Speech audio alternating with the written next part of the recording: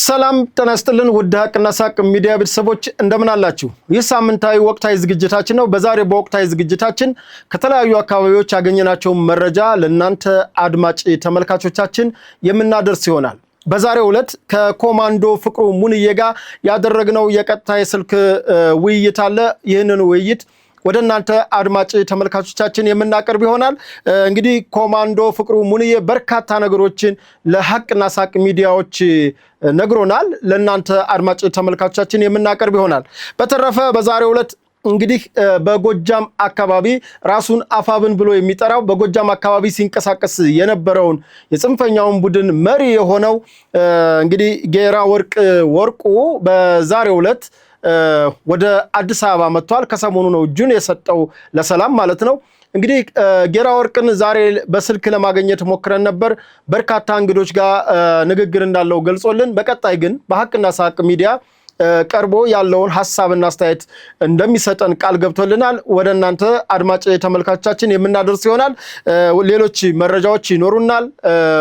በርካታ ቁም ነገር ታገኙበታላችሁ በዛሬው ዝግጅታችን ብለን እናምናለን። ሚዲያውን ግን ላይክ፣ ሼር፣ ሰብስክራይብ እንዲሁም የደወል ምልክቱን በመጫን የሀቅና ሳቅ ሚዲያ ቤተሰብ መሆናችሁን አረጋግጡ እንላለን። በተረፈ በአቤ ቶኪቾ አበበ ቶላ ቀጥታ ስርጭት በመገኘት ደግሞ ሚዲያውን በቀጥታ ሰፖርት ድጋፍ ማድረግ ትችላላችሁ። ሀቅን ከፈለጋችሁ ሀቅና ሳቅ ሚዲያን ደግፉ እንላለን። የዛሬውን ወቅታዊ ዝግጅታችን እንደሚከተለው እናቀርባለን። ወደ ፕሮግራሙ ልሰዳችሁ።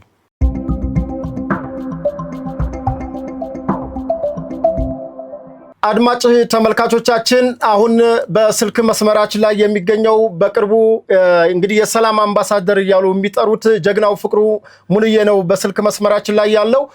ፍቅሩ እንደምን አለህ? አለው እግዚአብሔር ይመስገን። እንዴት ናችሁ? ሰላም ናችሁ ወይ? በቅድሚያ ሚዲያችን ጋብዞህ ከብዙ እንግዶች መካከል እንደው ለዚህ ቃለ መጠየቅ ስለተባበርከን እጅግ አድርጌ በአድማጭ ተመልካቾቻችን ስም አመሰግናለሁ። ኢትዮጵያም ታመሰግናለች። ፍቅሩ አመሰግናለሁ። እናንተም አክብራችሁ ስለጠራችሁኝ ስለጋበዛችሁኝ እጅግ በጣም አመሰግናለሁ። እንደው ፍቅሩ ያው ከዚህ በፊት ለአሚኮ የሰጠኸውን ኢንተርቪው አይተነዋል በጋራ። እንደው ያ ስሜትህ እንዴት ነው ማለት ለሰላም እንዴት መጣህ? እሺ አመሰግናለሁ። ለሰላም የመጣሁበት መንገድ ምንድነው? አንደኛ የፋኖ ትግል ብለን ወተናን፣ የአማራ ማህበረሰብ ተጎድቷን ብለን ወተናን፣ ተጨቆነን ብለን ወተናን። ግን ከዛም ባሻገር ግን የባሰ እየጨቆን ነው፣ የባሰ እየጎዳ ነው፣ ለድህነት አረንቋ እያጋለጥ ነው፣ ለድንቁርና እያጋለጥ ነው። ትምህርት ቤቶች እየተዘጉ ትውልድ ነገ ሀገር እንዳይረከብ እንዳይማር በእውቀት ሻሻለ ህይወት እንዳይኖረው ገበሬው አርሶ ሸምቶ እንዳይበላ ተማሪው ተምሮ የተሻለ ደረጃ እንዳይደርስ ነጋዴው እንዳይነግድ እያደረግነው ስለሆነ ስለዚህ እኛ ታገልነት ሳይሆን በኢኮኖሚና በተለያየ ነገር አደቀቅነው በማለት የሰላም ምርጫን ተቀብዬ ወደ መጣሁበት ወይም ወደ አደኩበት እናት ጓዳዬ ወደ ኢትዮጵያ ወይም ደግሞ ወደ መከላከያ ሰራዊት መጥቻለሁ ማለት ነው። ምክንያቱም ይሄን ስል ትክክለኛ ታጋይ ከታች አለ፣ የአማራ ማህበረሰብ ትክክለኛ ሰው ነው ብለን ካሰብነ ከላይ ያሉ ሰዎች ግን በፖለቲካ የተበረዙ ከዛም አልፎ ደግሞ የተለያዩ ሀገራቶችን የኢትዮጵያ ጥላት የሆኑ ሀገራቶች ለምሳሌ እንበል ሻዕቢያን፣ ሱዳንን፣ ግብፅን ዛም አልፎ ደግሞ የትግራይ ማህበረሰብ ሳይሆን የትግራይ ማህበረሰብ ጦርነት አይፈልግም ይታወቃል። ትግራይን ግን ወክለን ብለው የሚያስቡ ስልጣን ፈላጊዎችን ጥቅመኞችን ጋር ተዛዝሎ ወይም ደግሞ አንድ ሆኖ ኢትዮጵያን ለመውጋት የተዘጋጀ ኃይል ስለሆነ ስለዚህ እኛ ኢትዮጵያን ነፃ ማውጣት ካለብን ከነዚህ አካላቶች መራቅ አለብን፣ ከነዚህ ሰዎች መሸሽ አለብን። እነዚህ ሰዎችን ይዘን ኢትዮጵያን ነፃ እናውጣት እንችላለን በማለት የትግሉ መስመር ሀዱን ስለሳተና አቅጣጫውን ስለሳተ ወደ ሰላም አማራጭ ተቀብዬ መጥቻለሁ። የሰላም አማራጭም ደግሞ መንግስት እጁን ዘርግቶ ስለተቀበለኝ እጅግ ከልብ አመሰግናለሁ። ሁለተኛ ደግሞ ቆም ብዬ እንዳስብ አድርጎኛል። የኢትዮጵያ መንግስት ማለት ነው። ስለዚህ የኢትዮጵያ መንግስት ማለት ደግሞ እንደ እናት እንደ አባት እንደ ልጅ ሆኖ ሁሉን ነገር ቁሜ እንዳስብ ወደ እናት ሀገርህ መመለስ አለብህ፣ ለትልቅ ግዳጅ ትጠበቃለህ፣ ትፈለጋለህ ብለው ብዙ በመከላከያ ተቋም ያሳደጉኝ ጀነራሎች እነ ጀነራል ተስፋዬ 13ኛ እዝ አዛዥ እነሱ ጋር ደዋወል ነበር። የግድያ ሙከራም ሲደረግብኝ ከዚህ በፊት ያውቁ ነበር። ታገልታለሁ ብዬ ያሰብኩት አላማን ታገልታለሁ ብዬ የወጣሁለት አላማን ወይም ደግሞ ህዝቡ እንደ ህዝብ ሴራውን አያውቅም። እዚያ ያሉ መሪዎች ግን ህዝቡን ለምን ወሰደብን ወደሱ ሰራዊቱን በእውቀት በተለያየ ነገር ለምን ወሰደብን በማለት 3-4 ጊዜ ግድያ ሙከራ አድርገውብኛል ማለት ነው። እንደዚያ ሲሆን እንኳን ከዚህ በላይ ውርደት የለም፣ ከዚህ በላይ ሞት የለም። ስለዚህ እኛም ፈልጋለን መምጣት አለብህ ብለው ቀደም ብሎ እየተደዋወልን ነበር። ስለዚህ ያን መርጬ ወደዚህ መጥቻለሁ ማለት ነው። እንደው እስኪ ፍቅሩ እንግዲህ በጽንፈኛው ሚዲያ ፍቅሩ ቢሄድ ሌላ ሺህ ፍቅሮች ይመጣሉ፣ ፍቅሩ ብቻውን ነው ሰው የለውም ነው እያሉ ያሉት እና እሱም ቢሆን በተለያዩ ወንጀሎች ለመግደል ስንፈልገው ሊቀጣ ሲፈለግ መገደሉን ስላወቀ ቀድሞ ስላወቀ ነው ያመለጠን እንጂ እሱ እንደሆነ ወንጀለኛ ነው ይላሉ። ሚዲያዎቹን እንግዲህ ሰምታቸውም ሊሆን ይችላል። እንደዛ እየተባለ ነው ያለው። ምን ትላለህ? የሆነ ሰው ሲወጣ ስም መስጠት አመላቸው ነው። ምክንያቱም እኔ በመውጣቴ በጣም ትልቅ ንዴት አለባቸው። በሞት በሴራ ገለውኝ በነበረ በደምና ባጥንት ይለምኑብኝ ነበር። ዘመቻ ፍቅሩ እያሉ ይለምኑብኝ ነበር። ምክንያቱም ብዙ ጓዶችን ቀብሬያለሁ፣ ብዙ ጓዶችን ስላጣው ማለት ነው። በእነዚያ ሰዎች ዘመቻ በሞት ሰዎች እንኳን ዘመቻ ተከፍቶ ለቤተሰቦቻቸው የሚታገዝ ሳይሆን ለግለሰብ ማንገሻ ነው የሆነው ማለት ነው የሚሰበሰበው ገንዘብ። ስለዚህ ስላልሞትኩና ሁለተኛ ደግሞ የነሱን ትዕዛዝ ወይም የነሱን ፍላጎት ለነሱ የሚፈልጉትን ነገር ተግባራዊ አለማድረግ ወይም ደግሞ የነሱን ትዕዛዝ አለመፈጸምን ታይዞ ስለሚናደዱና ሁለተኛ ደግሞ ጥቅም ስለቀረባቸውና ይብን ሳይገሉኝ ስለቀሩ በጣም ንዴት ስለሚናደዱ የተለያየ ስም እየሰጡ ነው። ለምሳሌ ሴት ታጋዮች በፋኖም በመከላከያም አለ። ሀገራችን በሴት ምሳሌ የምትጠራው ኢትዮጵያ ማለት ኢትዮጵያ ማለት በሴት የምትጠራው እናት ናት። እናት ማለት ደግሞ ሀገር ናት። ሀገር ማለት ደግሞ ሁሉ ነገር ናት። እህትም ትሆናለች፣ ሚስትም ትሆናለች፣ እናትም ትሆናለች። ስለዚህ ጀግና የምትወልደው ደግሞ ሴት ናት እና ለእነሱ ሰዎች ሞራን አለማሰብ ለሴቶች ታጋዮች አታስፈልጉንም በማለት ቀሚስ እያለበሱ እኔን በሚዲያ ያወጡኛል ማለት ነው። እኔ በጣም እድለኛ ነኝ። ለምን የእናቴ ልብስ ለእኔ ክብሬ ነው። ምክንያቱም በሴት ማህፀን ነው የወጣሁት አንድ። ስለዚህ አይደንቀኝም። ምክንያቱም ስለ ውትድርና የማያውቅ ሰው፣ ስለ ትግል የማያውቅ ሰው የተለያየ ነገር ስም ቢሰጠኝ አይደንቀኝም። እዛ የተሰበሰበ ጠቅላላ መሪ ነኝ ብሎ የሚያስበው የጓዳ አስተላለፍ እንኳን በአግባቡ አያውቅም። የመቶ አስተላለፍ እንኳን በአግባቡ አያውቅም። ሻምበል፣ ሻለቃ፣ ጓድ፣ ቲም ምን ያስፈልገዋል? ምን ያክል ሰው ያስፈልገዋል? ምንስ አቅም አለው? በመሳሪያስ በኦፕሬሽን ምን አቅም አለው ብለህ ብትጠይቀው መልስ አይሰጥህም። ስለ ኦፕሬሽን ጉዳይ ደግሞ የማጥቃት አይነቶች እንኳን ስንት ናቸው ብትለው ሊመልስልህ አይችልም። በስሜትና በሬ ወለደ በሚል የሚመራ አካል ነው እዚህ ያለው ማለት ነው። ስለዚህ እንደዚህ ያልኩበት ምክንያት ደግሞ ምክንያት አለ። ከመከላከያ ሰራዊት የወጡ ኮሎኔሎች አሉ፣ እኛ አለን። ከዛም አልፎ ደግሞ በጣም ብዙ ኮሎኔሎች አሉ ብቃት ያላቸው።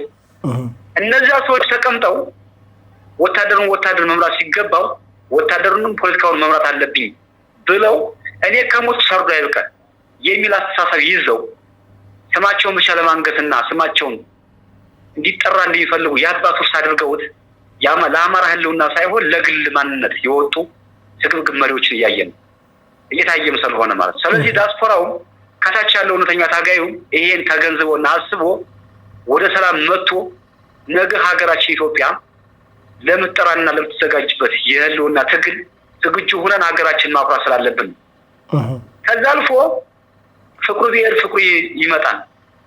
እኔን መሆን አይችልም ማለት ምክንያቱም የናልኩበት ምክንያት ሀገሬን ኢትዮጵያ 11 ዓመት አገልግያታለሁ። በልጅነት እድሜ በ17 ዓመት ወጥቼ 11 ዓመት አገልግያታለሁ። ቆስያለሁ፣ ደብቻለሁ።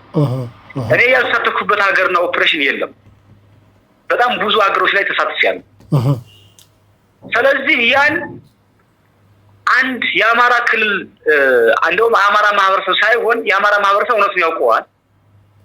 ግን እነዚህ ስመ ገናና ብሎ የሚያስቡ ሰዎችና አንድ ቀን ከዋሻ ወጥተው ጥይት ተኩሰው የማያውቁ ሰዎች የቦምብ አወራወርና የክላሽ አተኳኩስ ለይተው የማያውቁ ሰዎች ስሜን ቢያጠፉት አይደንቀኝም። ለምን የሚያቀኝ ያቀኛል። የኢትዮጵያ ሕዝብ ያውቀኛል። ትናንት ቆስዬለታለሁ፣ ደምቼለታለሁ። 11 ዓመት በልጅነቴ ለጋ ገብቼ ታግያለሁ። ትናንትናም ቢሆን 3 ዓመት ሙሉ አማራ ተበደለ በሚል ወጥቼ ታግያለሁ። ታግዬ እንዳልታገልኩ ሰራዊት እንዳላፈራው በስሜ እየለመኑ ከዚህ እንደደረሱ ሳያውቁትና ሳይረዱ ቀርቶ አይደለም። ስሜን የሚያጠፉት ስለምበልጣቸው ስለሚፈሩ ነገ ኦፕሬሽን ይዞ ኦፕሬሽን ተቀብሎ ወይም ደግሞ ተልኮ ተቀብሎ ጥፋተኛን አካል ለአማራ የማይጠቅመውን አካል ያጠፋናል ብሎ ስለሚያስቡ ስሜን ለማጥፋት ያደረጉ ሴራ ነው። እኔ ደግሞ ምንም አይመስለኝም። ምክንያቱም በተግባር ስለምንገናኝ ነገር የሀገሬ የምትሰጠኝን ተልኮ ተቀብዬ በማንኛውም ዘርፍ ገብቼ መታገል ማታገልም ስለምችል ሜዳውን ፈረሱን በዚያ ሰዓት ላይ ስለምንገናኝበት ማለት ነው። መፎከርም መደንፋትም ስለማያስፈልግ ውትድርና ድንፋታ ሳይሆን ጥበብ ነው። ውትድርና ጉልበት ሳይሆን ቴክኒክ ነው። ውትድርና መለፍለፍ ሳይሆን ሳይንስ ነው። በሳይንስ የሚመራው ወታደር ደግሞ ፍሬ ያፈራል። የፋኖ አደረጃጀት በአሁኑ ሰዓት ደግሞ በዝምድና በዘመድ አዘማድ እዛም አልፎ ደግሞ ጥቅምን ብቻ ፈልገው ትንሽ መሪዎች የሚያሽከረክሩት ነው። ህዝቡ ከታች እየተጎዳ ነው። የድሃ ልጅ እየሞተ ነው። የገደለው ባልሽ የሞተው ወንድምሽ ይባል አባባላል።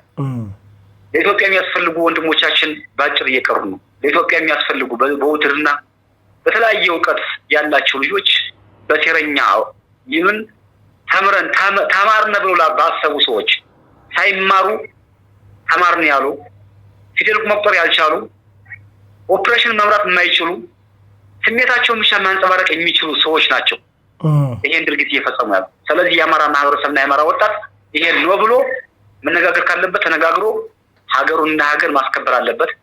አንደኛ የአማራ ማህበረሰብ በኢኮኖሚም በልማትም እየደቀቀ ወደኋላ እየቀረ በትምህርትም በተለያየ ነገር ወደኋላ እየቀረ የተማረ አካል እያጣን ስለሆነ ሁሉም ማህበረሰብ ነው ሊለው ይገባል ማለት ነው። ትግሉ የአማራ ትግል ወይም ደግሞ የአማራ ፋኖ ትግል ማህበረሰቡ ትክክለኛ እውነቱን ይፈልጋል። ግን ፋኖን ትግል ተረከብ ነው ያሰቡ ሰዎች ደግሞ ትግሉን በትክክል እያሰሩት አይደለም። ለምን ጥቅማቸውን በዋሻ ሆኖ እያሰሩ ነው። የሚፈልጉትን ነገር እያገኙ ነው። የአማራ ማህበረሰብ ተራባ ይደንቃቸውም እያገኙ ነው፣ እየበሉ ነው። ልጆቻቸውን አሜሪካና አዲስ አበባ እያስተማሩ ነው፣ እያኖሩ ነው። ገጠር ያለው ማህበረሰብ ግን እየጎዱት። እንደው ፍቅሩ እዚህ ላይ ልጠይቅ እስኪ እንደው የዚህ ቡድን ሂደት መጨረሻው መቋጫው ምን ይሆናል ብለህ ታስባለህ? እንደው በዚህ አካሄድስ ድል ይገኛል ወይ? ምንድነው የምትመክራቸው? አንደኛ በዚህ አካሄድ ላይ ድል አይገኝም። የማይገኝበት ምክንያት ወደኋላ መለስ ብዬ ስናገር በዘመድ አዝማድ የተሰባሰበ ለምሳሌ ሻለቃ መሪው ወንድም ከሆነ ሻለቃ ምክትሉ ያክስት ልጅ ነው፣ ፋይናንሱ ያጎት ልጅ ነው፣ አስተዳደሩ ደግሞ የእህት ልጅ ነው። ስለዚህ እንደዚህ የታወቃቀር አለ ወይ በሀገራችን ላይ? ሀገራችን ኢትዮጵያ እኮ ብሔር ብሔረሰቦችን አዋቅራ አደራጅታ ወታደር እንደ ወታደር የሚቆም ያደረገች ሀገራችን። ስለዚህ እንደዛ ከተባለ እውቀት ያለውን በእውቀት ወታደሩን በወታደር ፖለቲከኛውን ፖለቲከኛ ማዋቀር ሲችሉ ፖለቲካውንም እኛ እንምራው፣ ወታደሩንም እኛ እንምራው፣ ፋይናንሱንም እኛ እንምራው። ለወታደሩም ሰራዊቱ እየቀመለ ነው ያለ። አመት እስከ አመት አንድ ልብስ ለብሶ አንድ ጫማ አድርጎ አንድ ካልስ አድርጎ እየታገለ እየሞተ ይገኛል። የመሪ ልጅ ደግሞ ቤቱን እየሰራ እየኖረ ነው ማለት ነው። ስለዚህ በእንደዚህ አይነት ለውጥ አይገኝም፣ ሊገኝም አይችልም። አወቃቀሩም ትክክል አይደለም። ከሰፈር አልወጣም። ከሰፈር አልፎ ደግሞ የሰፈር ሽፍታ ነው የሆነው። ከቀበሌ እስኪ አማራ ፋኖ ብለን የምናስበው ኃይል 3 ዓመት ሆነ። የትኛውን ቀበሌ ይዘናል? የያዝነውን ደግሞ ለቀናል። ስለዚህ አንድን አካል የሚተቸው አንድን ቦታ ቋሚ ይዞ ሲይዝ የወጣለትን ማህበረሰብ በፍትሃዊ ነገር ሲያገለግል እንጂ አንድን ቦታ እየለቀቁ ወደ በረሃ እየሸሹ መኪናን እያገቱ መምህርን እየገደሉ ኮብራዎችን የተለያዩ ኮብራዎችን እያፈኑ 1 ሚሊዮን 2 ሚሊዮን እየተቀበሉ ማማረር ነጋዴን እህል ስፈር እያሉ ማማረር አይደለም ለውጥ የሚያመጣው። ለውጥ የሚመጣው ከኢትዮጵያ ጋር አንድ ሆኖ መስራት።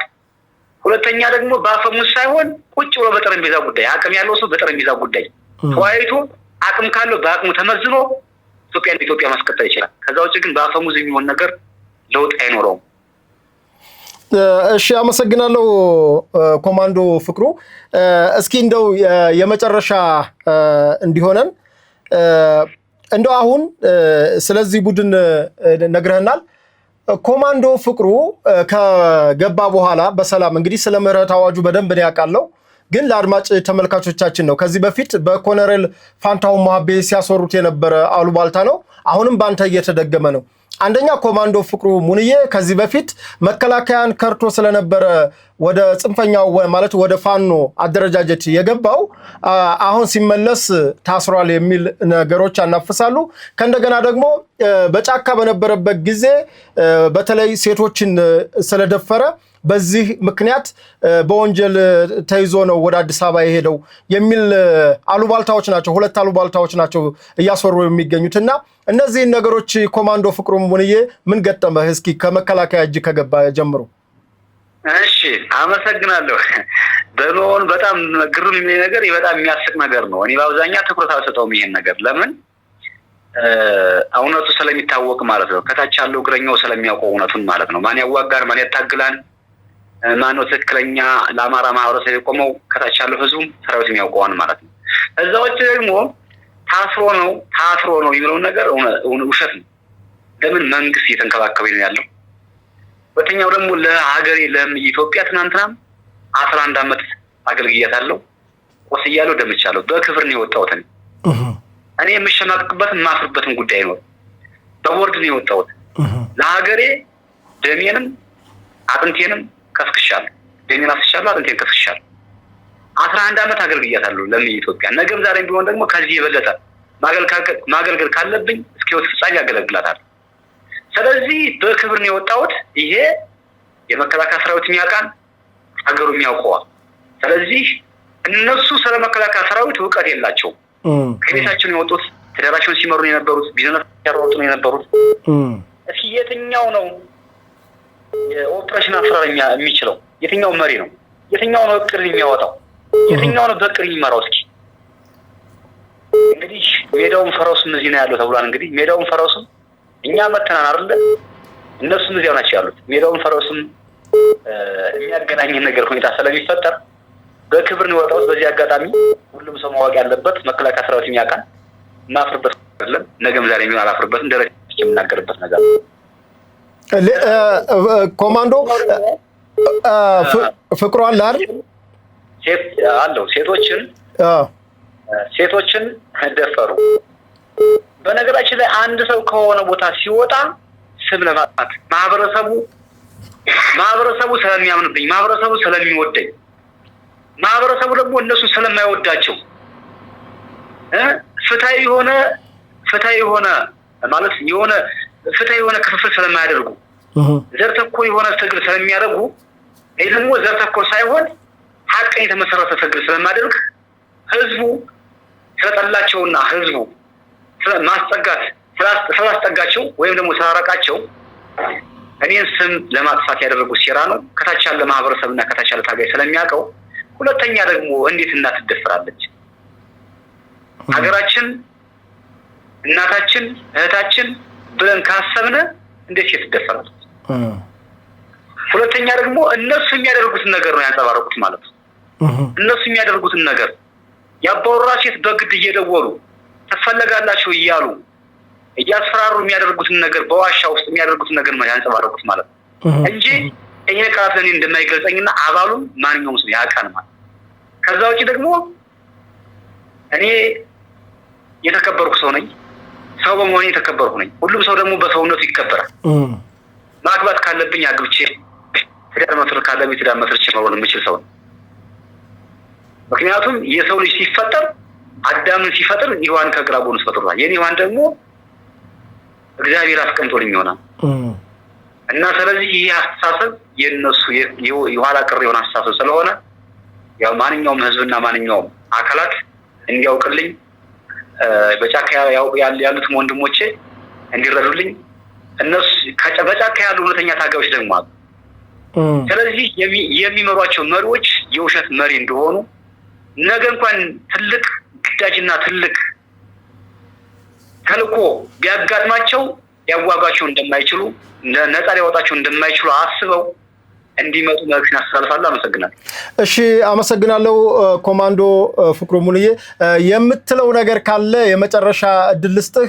ጫካም ላሉ ጥሪ እንዲሁም ደግሞ ማመስገን ያለብህ አካላት ካለ በተለይ ደግሞ እኔ እንዳየሁት ሜጀር ጄኔራል በተለይ 13ኛ እዝ ዋና አዛዥ ሜጀር ጄኔራል ተስፋዬ አያሌው ናቸው ከነ ሙሉ ቲማቸው የተቀበሉህና አክብረው ነው የተቀበሏችሁ። እውነት አቀባበሉ ያስቀና ነበር። አንዱ ራሱ እዛ ያለውን ቡድን ያንጫጫው እንዴት አንድ የተከበረ የሀገር ጄኔራል በተለይ የአንድ እዝ መሪ እንዴት ፍቅሩን ይቀበለዋል የሚልም የተንገበገቡ ይመስለኛልና እንደው ምን ትላለህ ስለ አቀባበሉና የመጨረሻ ሐሳብ ካለ?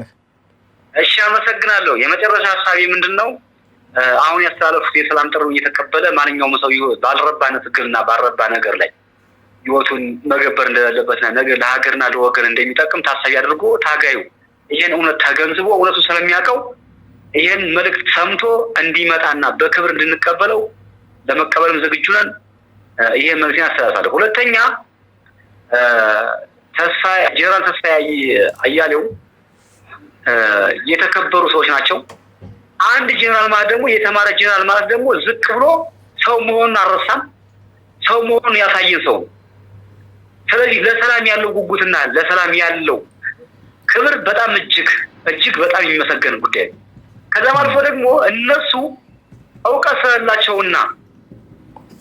ስለሌላቸውና አስተሳሰባቸው ከበር እስከ ቤት ስለሆነ ሰውን አቆሸው ማለትና ሰውን ዝቅ አድርጎ የመሰል ሁኔታ ይፈጠራል።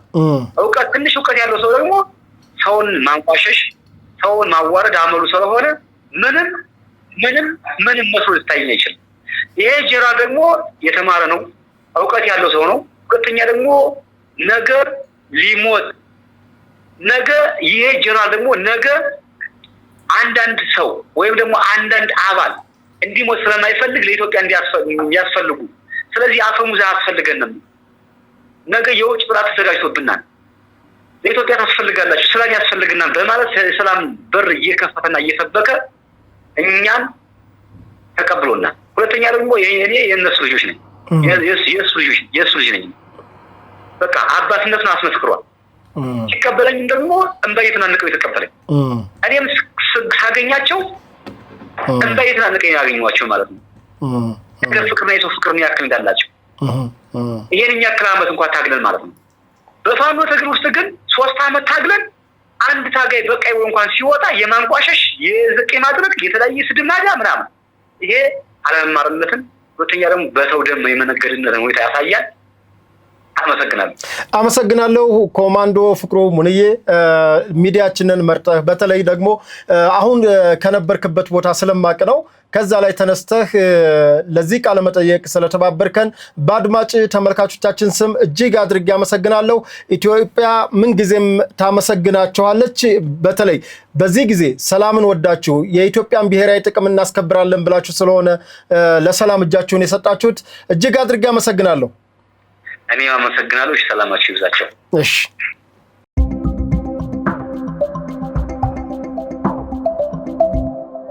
መልካም በቀጣይነት እንግዲህ የምወስዳችሁ በዛሬው ዕለት ራሱን አፋብን ብሎ የሚጠራው ከፍተኛ ወታደራዊ አመራር የነበረው ጌራ ወርቁ በዛሬው ዕለት አዲስ አበባ መግባቱን አሳውቀናቸዋል። እንግዲህ ጌራ ወርቅ በዛሬው ዕለት ገብቷል። መግለጫዎችም እንግዲህ ከሰዓታት በኋላ የሚሰጡ እንደሆኑ ማወቅ ችለናል። ምክንያቱም ራሱን ጌራን አግኝተን በስልክ አነጋግረነዋል። ማቅረብ ያልቻልነው እንግዶች ጋር ስለሆነና ዛሬ ስለመጣ ትንሽ ከሱ ጋር ያለንን ቆይታ ለቀጣይ ፕሮግራም አድርገናል። ቀጣይ ከሱ ጋር የምናደርገውን ቆይታ እንላለን። ግን ጌራ ምን አይነት ኃላፊነት ነበረው፣ የት አካባቢ ነበር ለሚለው ራሱን አፋብን ብሎ የሚጠራው በተለይ የጎጃም አማራ ፋኖ እያለ የሚጠራው ቡድን የነዘመነ ካሴ የናስረስ ማረ ታማኝ የነበረ አብሮ መስራች የነበረና የራስ ተፈራ ዳምጠው ክፍለ ጦር አዛዥ የነበረና በተለይ እንግዲህ ትግሉን የአማራ ሕዝብ ጥያቄ አለው ብሎ ከገቡት ቀናዊ የአካባቢው ተወላጆች አንዱ ነው። ነገር ግን እነዘመነ ካሴና ናስረስ ማረ ትግሉን ወዳልተፈለገ አቅጣጫ እንደወሰዱት ሲረዳና ያው ትግሉ መጠለፉና መሸጡ ሲገባው ራሱን በዛሬው ዕለት ወደ ማለት ከሰሞኑ ለጀግና ኢትዮጵያ መከላከያ ሰራዊታችን እጅ ሰጥቶ ለሰላም ማለት ነው አሁን ወደ አዲስ አበባ መምጣቱ ተረጋግጧል። አዲስ አበባ መምጣት ብቻ ሳይሆን መግለጫዎችን ይሰጣል። ከሰዓታት በኋላ የሚሰጠውን መግለጫ ከቻልን በአቤ በኩል ደግሞ የምናመጣ ይሆናል። እንግዲህ ጌራ ወርቁ የራሱን አፋብን ብሎ የሚጠራው ቡድን የጎጃም አማራ ፋኖ የራስ ተፈራ ዳምጠው ክፍለ ጦር ዋና አዛዥ በዛሬው ዕለት አዲስ አበባ መግባቱን አረጋግጠናል። ሌሎች በርካታ ከአካባቢ ማለትም ከጎጃም አካባቢ ለሰላም ወደው በአካባቢው ለሚገኘው የምስራቅ እዝና ለስድስተኛ እዝ እጃቸውን እየሰጡ እንደሆነ ለማወቅ ችለናል። ያለውን ትክክለኛ መረጃና ማን ገቡ በቁጥር ደረጃ በቀጣይ ከራሱ ከጌራ ወርቅ ጋር በመናደርገው ቃለ ምልልስ የምናስረዳችሁና የምናሳውቃችሁ ይሆናል። ለዛሬው ግን ለመረጃ ያክል ግን ጌራ ወርቅ አዲስ አበባ ገብቷል።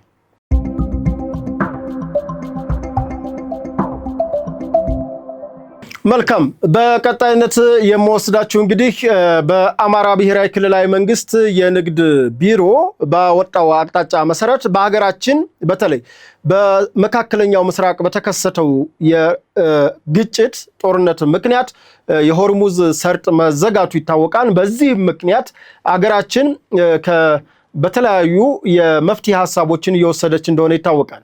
የአማራ ክልል ከሰሞኑ በርካታ የህገወጥ የናፍጣና ቤንዚል አከፋፋይ አካላት ላይ የማያዳግም እርምጃ እየወሰደ እንደሆነ አሳውቋል። በዛሬው ዕለት በምዕራብ ጎንደር የገንዳ ውሃ አካባቢ ፖሊስ በህገወጥ መልኩ ናፍጣና ቤንዚልን ሲቸረችሩ ያገኛቸው አካላት ላይ የማያዳግም እርምጃ ወስጃለሁ ብሏል። እንግዲህ እንደሚታወቀው በአገር ደረጃ የቤንዚልና የናፍጣ ችግር መከሰቱ ይታወቃል። ይሄ ከምንም ፖለቲካ ጋር የሚገናኝ አይደለም። እንደ ዓለም ሁሉም አካባቢ በተለይ የመካከለኛው ምስራቅ ላይ እያመጡ ቤንዚንና ናፍጣ ሲገለገሉ የነበሩ አገራት በዚህ ችግር ውስጥ ተጠቂ መሆናቸው ይታወቃል። ለዚህም አገራቱ የራሳቸው ያሉትን መፍትሄ እየወሰዱ ይገኛል። እንደ እውነት ከሆነ ሀገራችን ኢትዮጵያ ለዚህ ችግር ሳትበገር በራሷ ባለው ሁኔታ አንዳንዶቹ 3 ቀንም ሳይቆዩ የስራ ሁኔታ ይቀየሩበት አለ። ማለትም 5 ቀን ይሰሩ ከሆነ ወደ 4 ወደ 3 ቀን የቀየሩበት፣ 1 ቀን ስራ 1 ቀን እረፍት ያደረጉበት ሁኔታ አለ። እንዲሁም ደግሞ የእግር መንገድን የተለያዩ የቅርብ ርቀቶችን በእግር ጉዞ የመጓዝ መፍትሄ ሀሳብ ነው። በነገራችን ላይ አገራቱ ስላደረጉት ሳይሆን እኛም ልናደርገው የሚገባ ነው። ግን ይሄ ራሱን የቻለ መፍትሄ ሆኖ እያለ ነገር ግን ነዳጁ ራሱ እያለ ነዳጁን በኮንትሮባንድ የሚሸጡ አካላት ላይ ፖሊስ እየተከታተለ እርምጃ እየወሰደ ነው። የፖሊስ ስራ ብቻ አይደለም። ይህንን በቀጥታ የሚመለከተው የንግድና ቀጠናዊ ትስስር ቢሮ ነው። ከእንደገና በየአካባቢው ያሉ በተለይ የክልል ቢሮ የንግድ ቢሮዎች ይሄ ይመለከታቸዋል። የዞን የንግድ መምሪያ ይመለከተዋል። እንዲሁም የወረዳ የንግድ ጽሕፈት ቤት እስከ ቀበሌ ድረስ ያሉ የንግድ ጽሕፈት ቤቶች ይመለከታቸዋል። ህብረተሰቡም ይመለከተዋል። ምክንያቱም ላላስፈላጊ ታሪፍ ላላስፈላጊ የገንዘብ ወጪ በተለይ አሁን ትራንስፖርት የቅርብ ርቀቶች በክፍለ ሀገር እንደምሰማው በጣም እንግዲህ ቅርብ ርቀት የሆኑ አካባቢዎች እስከ 600 እስከ 700 ብር 50 ኪሎ ሜትር ምናምን ወስደው እስከዚህ እያስከፈሉ እንደሆነ እየሰማው ነው። እና ለዚህ መፍትሄ የሚሆነው ህብረተሰቡ ነው። ምክንያቱም ከህዝባችን የተደበቀ ነገር ስለሌለ ህዝቡ የመንግስት ወይም የፖሊስ ወይም የንግድ ብቻ ኃላፊነት ብቻ ሳይሆን ይሄ ከየኪሱ እያማረረ እያወጣው የሚከፍለው ማህበረሰብ ይህንን ጉዳይ ሊከታተል ሊቆጣጠር ይገባል። ምክንያቱም አንድ መንግስት ብቻ ኃላፊነቱን ሊወጣ ስለማይችል መንግስት ማለት ህዝብ ነው፣ ህዝብ ማለት መንግስት ነው። ስለዚህ እንዲህ አይነት ችግሮች ሲመጡ ችግሮችን በጋራ ተጋፍጦ የጋራ መፍትሄና የጋራ ችግሮችን ለመፍታት በሚደረጉ ሂደቶች ህብረተሰቡ ተባባሪ መሆን አለበት ብዬ አምናለሁ። አማራ ክልል ይህንን ሁኔታ እየፈታ ነው የሚገኘው። ከሰሞኑ እንግዲህ በደሴም በወልዲያም በኬሚሴም በተለያዩ አካባቢዎች አሁን በገንዳ ውሃ አካባቢ በጎጃም አካባቢ ይህንን በደብረ ማርቆስ ይህንን ክትትሎች እያደረገና ፖሊስ ወዳውኑ እያሳወቀ የወሰዳቸውን እርምጃዎች ወዳውኑ ነው እያሳወቀ ያለውና ይሄ ነገር ይበል ይቀጥል የሚያሰኝ ነው። እና ህብረተሰቡ ይመለከተዋል። ፖሊስ ብቻ አይደለም፣ ንግድ ቢሮ ብቻ አይደለም፣ ንግድ ጽሕፈት ቤት ብቻ አይደለም። ይሄ ጉዳይ እንደ ሀገር የመጣ ጉዳይ ስለሆነ ማንም ህገወጥ ነጋዴ በእሱ ሀብት ለማግኘት ብሎ ህብረተሰቡ መቸገር የለበትምና ህገወጥነትን በጋራ እንከላከል። ገንዳዎች በርቱ ነው የምንለው። ሌሎችም ከዚህ በፊት ጥሩ ስራ የሰራችሁ አላችሁ፣ እናንተም ጠንክሩ ነው የምለው። በተለይ በዚህ ሰዓት ህግና ስርዓትን ለማስከበር በሚደረገው ሂደት ህብረተሰቡ የራሱን አስተዋጽኦ ሊያደርግ ይገባል ብዬ አምናለሁ። ወደ ሌሎች መረጃዎች ልወሰዳችሁ።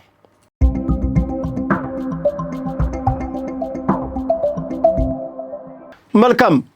በቀጣይነት የምወስዳችሁ እንግዲህ 30ኛ ዓመት የሚሊሻ ምስረታ በዓልን በማክበር በማስመልከት እንግዲህ በአማራ ብሔራዊ ክልላዊ መንግስት ለሶስተኛ ዙር የደረሱ የሚሊሻ ስልጠናና ምርቃት ማከናወኑን የአማራ ብሔራዊ ክልላዊ መንግስት ከተለያዩ አካባቢዎች በተለይ በኮሙኒኬሽኖች አማካኝነት መረጃዎች እየደረሱን እንደሆነ አሁን እየደረሱን ይገኛሉ። እነዚህ መረጃዎች እንደሚያመለክቱት የደሴ ከተማ ለሶስተኛ ዙር የሞረትና ጅሩ ወረዳ እንዲሁም የበረሃት ወረዳ በሰሜን ሸዋ ማለት ነው እንዲሁም ደግሞ የሞጃና ወደራ ወረዳ አካባቢ የሰላ ድንጋይ አካባቢ ማለት ነው ሚሊሻዎች እያሰለጠነ ነው።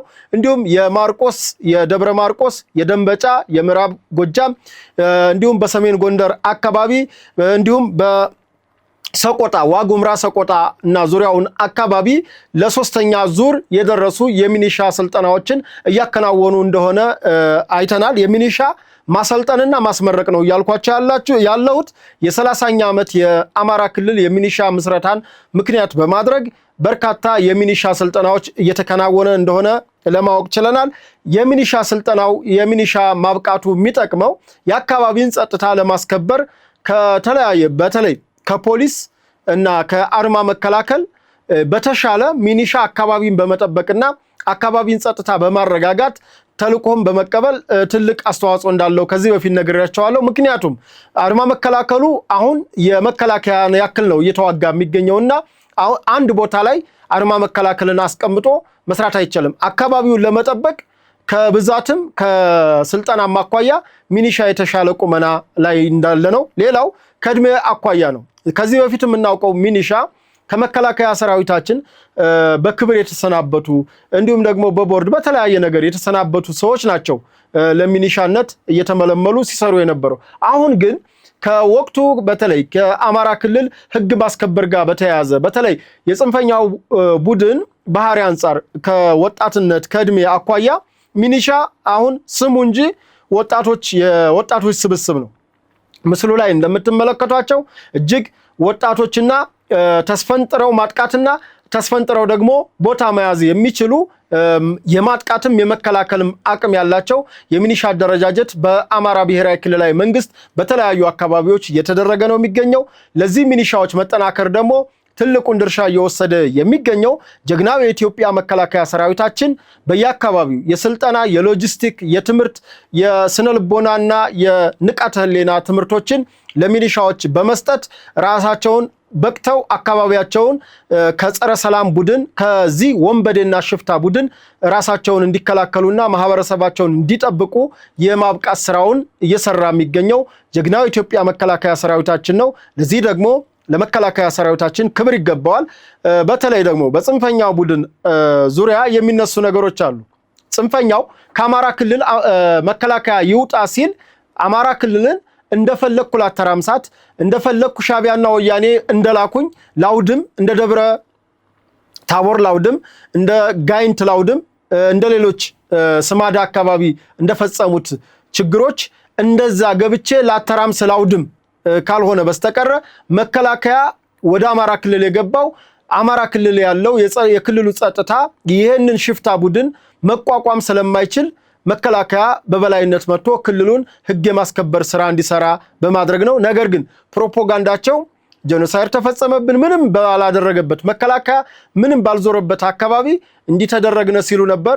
ካሁንም በፊት በሰማችሁት በተለይ ኮማንዶ ፍቅሩ ሙንዬ በገለጸልን አኳኋን ምን ያክል ማን ረባሽ ቡድን እንደሆነ ማን ደግሞ ይቅር ባይ እንደሆነ በዛ ፕሮግራም አይታችሁታልና እንግዲህ መከላከያችን የክልሉን ጸጥታ ከማስከበር አልፎ የክልሉ የጸጥታ መዋቅር እንዲጠናከርና ከአድማ መከላከል ጀምሮ ከህዝባዊ ፖሊስ ጀምሮ እንዲሁም የአካባቢው ሚኒሻን የአካባቢ የሰላም ዘብ አለ የሰላም ዘብን በማሰልጠን በማብቃት በየአካባቢው የሚሰማራው የጀግና ኢትዮጵያ መከላከያ ሰራዊታችን የየክፍሉ የሰራዊት ክፍል ይህንን የሚኒሻ ሰራዊት በማሰልጠን በማብቃት ከዚህ ወሮ በላና ሽፍታ የባዕዳን ሀገር ተላላኪ ቡድን ራሱንና አካባቢውን እንዲጠብቅ በማድረግ ትልቅ ሚና እየተጫወተ ይገኛል። ሚኒሻ የኢትዮጵያ ጋሻ ነው። እንግዲህ የሚኒሻ ታሪክ በነገራችን ላይ ለወደፊት እናወራበታለን፣ ፕሮግራም እንሰራለን። 30 ዓመት እኔ ከየት እንደመጣ አላውቅም። እኔም ማውቀው ከ1969 ጀምሮ ሚኒሻ የኢትዮጵያ ጋሻ የካራማራውን ድል እንዳመጣ ነው ሚኒሻን ማውቀው። አንዳንድ ልጆች አሉ በተለይ ከ69 በኋላ በሆነው የአካባቢ ጸጥታን በማስከበር የአካባቢን ሰላም በማረጋጋት በተለይ ይሄ የመከላከያ በቦርድ ወይም በጡረታ ሲወጡ የአካባቢያቸውን ሰላም እንዲያስከብሩ ያው መከላከያ ለሀገሩ ማሽ ስለሆነ በፊትም ዳር ደንበር ያስከብራል።